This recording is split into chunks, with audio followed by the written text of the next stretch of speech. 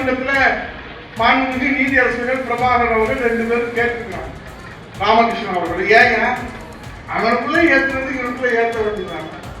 அது ஏதோ உச்சி பிள்ளையார் கோயில்ல மோட்ச தீபம்னு சொல்றாங்களே, இறந்தவங்களுக்காக ஏற்றுறது. அதனால கார்த்திகை தீபத்தை பக்கத்தில் இருக்கிறதுல ஏற்றுறதுனால உங்களுக்கு என்ன சங்கடம்னு கேட்கிறாங்க. பதில் இல்லை. இல்ல அது தீபத்தூள் இல்ல, அது சரி, எந்த பூனை வேணா இருந்துட்டு போகுது. இங்க ஏற்றுறத அவனுக்கு ஏற்றுனா உனக்கு என்ன வந்து ஏன் அதை ஏற்ற விட மாட்டா தெரியுமா? நீங்க யாராவது வந்து தீபத்தூணா சலவை தூணா சர்வே தூணா எப்படிதான் பேசுறீங்க? உள்ள போறது யாரு?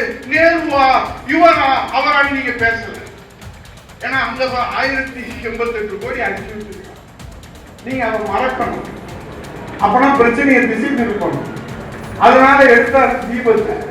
அவர் மதுரைக்கு வந்து சொல்றாரு, இங்க சமதர்ம தீபம் தான் ஏற்ற முடியும். எதையாவது ஒரு தீபத்தை ஏற்றுங்க. அது சமூக நீதி தீபமோ சமதர்ம தீபமோ கார்த்திகை தீபமோ மார்கழி தீபமோ மக்கள் விரும்புகிற தீபத்தை ஏற்றுவதில் அரசுக்கு என்ன சட்டம்?